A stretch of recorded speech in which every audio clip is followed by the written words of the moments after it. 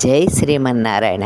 సుగ్రీవుణ్ణి రాజుగా, అంగదుణ్ణి యువరాజుగా పట్టాభిషేకం చేసిన తరువాత, సుగ్రీవ, నీవు భోగములకు ముఖం వాచి ఉన్నావు కనుక, ఇక వర్షాకాలం కనుక సీతాన్వేషణ కుదరదు కనుక ఈ 4 నెలలు సుఖములను అనుభవించు అని చెప్పాడు రామచంద్రబాబు.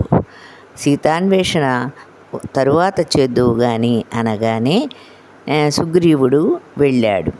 ఆయన భోగములలో మునిగిపోయి ఉన్నాడు. 4 నెలలు గడిచాయి. రామచంద్రునికి సీతా వియోగ వ్యధ పెరిగింది.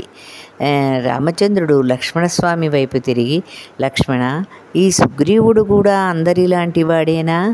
వాని కోరిక తీరిన తర్వాత మన సంగతి మరిచిపోయాడా? వెళ్ళి చెప్పిరారా. వాలి వెళ్ళిన దారిని మూసేయలేదని చెప్పు. వాలి ఒక్కడే వెళ్ళాడు ఆ దారిన, కానీ ఈయన సబాంధవంగా వెళ్ళిపోతాడు ఆ దారి.